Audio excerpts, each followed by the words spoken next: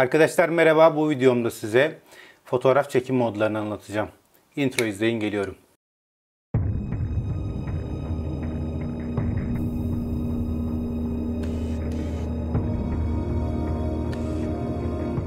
Az önce de söylediğim gibi bu videoda sizlere fotoğraf çekim modlarını anlatacağım. Fotoğraf makinesini ilk elinize aldığınızda çok karmaşık gibi görünse de aslında fotoğraf makinesinin iki temel işlev üzerinden çalıştığını bilirseniz fotoğraf makinesini anlamanız çok daha kolay olacaktır. Bunlardan bir tanesi pozlamayı kontrol etmek, ikincisi netlik mesafesini kontrol etmek. Netliği ölçerken de mesafeyi ölçüsünü bilmeniz yeterli olacaktır. Daha sonraki videolarımda netlik konusuyla alakalı farklı videolarda çekeceğim. Bu videoda ise biliyorsunuz daha önce pozlama kontrolüyle alakalı değişkenleri anlatmıştım. Fotoğraf makinesini elinize aldığınızda üst tarafta bir kadran göreceksiniz. Bu kadran üzerinde farklı çekim modları var. Bunlar tamamen fotoğraf makinesinin pozlamayı kontrol etmesini sağlayan farklı modlar. Bunları iki kısma ayırabiliriz. Birincisi tamamen makinenin kontrolünde olan çekim modları. Diğeri ise kısmi ya da tamamen fotoğrafçının kontrolünde olan çekim modları. Biz bu videoda ise fotoğrafçının kontrolünde olan kısmi ya da tamamen fotoğrafçının kontrolünde olan çekim modlarından bahsedeceğiz. Bunlar program modu, diyafram öncelikli mod, enstantane öncelikli mod ve manuel mod. Bunlar içerisinde öncelikle P modu ile başlayalım. P modu ISO'yu ve beyaz dengesini fotoğrafçının ayarladığı, diğer bütün ayarları ise tamamen makinenin kontrolüne bıraktığı mod. Program modunu makinenizde mod halkası üzerinde P olarak bulabilirsiniz arkadaşlar. P modunda bizim beyaz dengesi dediğimiz beyaz alanı doğru olarak tespit etmesini sağlayan bir white balance ya da beyaz dengesi modunu, aynı zamanda ISO'yu ayarlayabildiğiniz bir moddur. Bunların haricindeki bütün diyafram, enstantane gibi, netleme gibi bütün değişkenleri tamamen makinenin kontrolüne bırakırsınız. Fotoğrafçılığa yeni başlayan arkadaşlar için bu modu kullanmalarını tavsiye edebilirim. En başlarda pozlama kontrolünde diyaframı, enstantaneyi hangi ayara getireceğinizi bilemiyorsanız P modunu alıp çekim yapabilirsiniz. Bir diğer modumuz diyafram öncelikli mod. Genelde portre ya da manzara çekimlerinde bu modu kullanırız.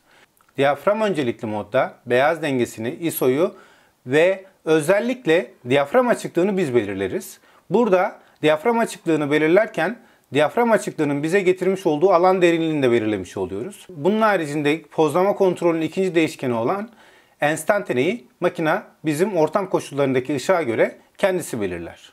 Diyafram öncelikli modda istersek poz telafisiyle eğer fotoğrafımız istediğimizden farklı bir şekilde pozlanmış olarak çıkıyor ise poz telafisini de kullanarak istediğimiz fotoğrafı elde edebiliriz. Burada önemli olan diyafram açıklığını belirlerken fotoğraftaki net alan derinliği dediğimiz fotoğraftaki net olan kısmı belirlememizi sağlayan bir değişken olduğunu bilmemiz önemli. Diyafram öncelikli modu mod kadranı üzerinde Canon'larda AV, Nikon'larda ise A modu olarak bulabilirsiniz. Bahsedeceğimiz diğer modumuz ise enstantane öncelikli mod. Mod halkası üzerinde Canon'larda TV modu, Nikon'larda ise S modu olarak görünen modumuzdur. Diyafram öncelikli modun aksine enstantane öncelikli modda beyaz dengesini, ISO'yu ve enstantaneyi biz belirleriz ve pozlamanın kontrolü için diğer değişken olan diyafram açıklığını makinemiz belirler. Enstantane öncelikli modda da aynı zamanda diyafram öncelikli modda da kullanabildiğiniz gibi poz telafisini yine kullanabilirsiniz. Burada önemli olan neden S modunda çekmemiz gerektiğini biliyor olmamız. S modunda ya da TV modunda bir hareket algısı oluşturmak istiyorsak böyle bir durumda enstantaneyi biz belirleyerek S modunu kullanırız. Nasıl bir hareketli bir nesneyi, hareket eden bir nesneyi tamamen dondurmak istiyorsak, atıyorum bir hareket eden, yolda giden bir arabayı tamamen durdurmak, hareketini dondurmak istiyor isek burada S modunu kullanabiliriz. Ya da hareket eden yürüyen bir insanı hayalet gibi çıkartmak istiyorsak burada da S modunu kullanırız. S modunda az önce de söylediğim gibi enstantaneyi biz belirleriz. Bunun haricindeki diyaframı açıklığını makinemiz belirler. İçeriye giren ışığın kontrolünü de bu şekilde sağlamış olur. Burada S modunun dezavantajı şudur. Biz herhangi bir şekilde fotoğraftaki net olan kısmı belirleme şansımız yoktur. Bu diyafram öncelikli modda kullanabileceğimiz bir özellik. Anlatacağım bir diğer mod ise manuel mod.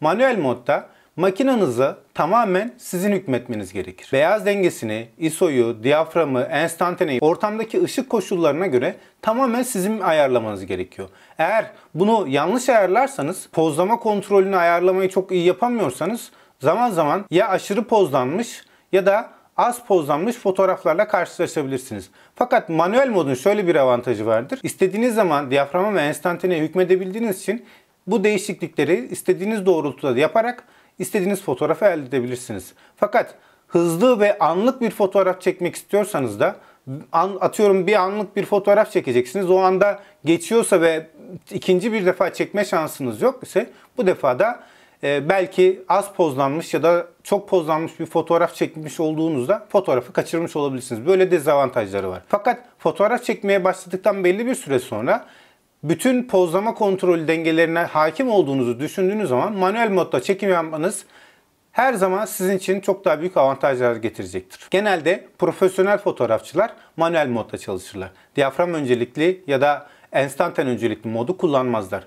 Fakat hızlı çekim yapmanız gereken ya da kısmi olarak fotoğraf makinesine ayarları bırakmak istediğiniz zamanlarda diyafram öncelikli ya da enstantan öncelikli ya da program modunu alarak fotoğraflar çekebilirsiniz. Anlatacağım en son modumuz ise bulk modu. Fotoğraf makinelerinde bulk modu şu şekilde çalışıyor arkadaşlar. Fotoğraf makinelerinde genelde maksimum pozlama süresi olarak 30 saniye olarak verilir.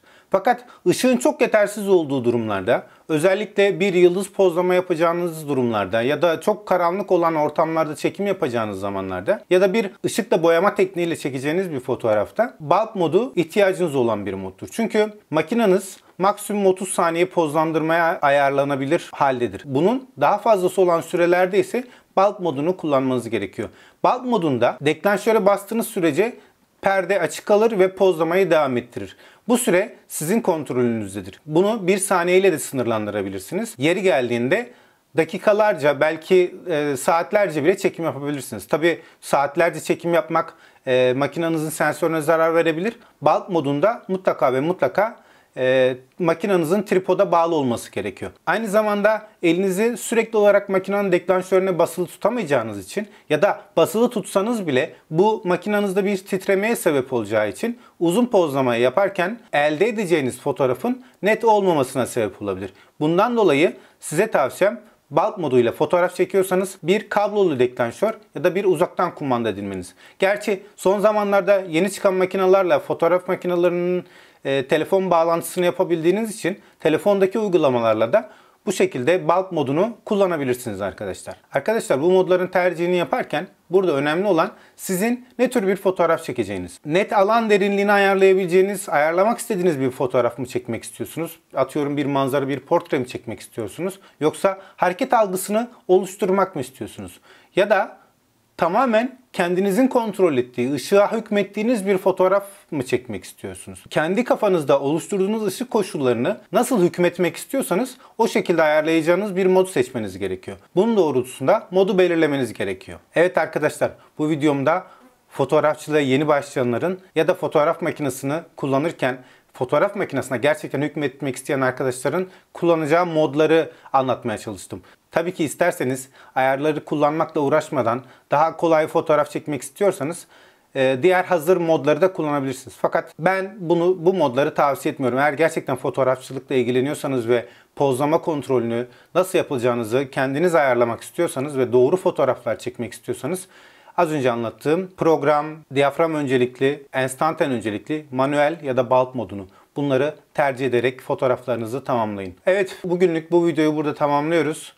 Bir sonraki videoda görüşmek üzere. Fotoğrafla kalın, hoşça kalın.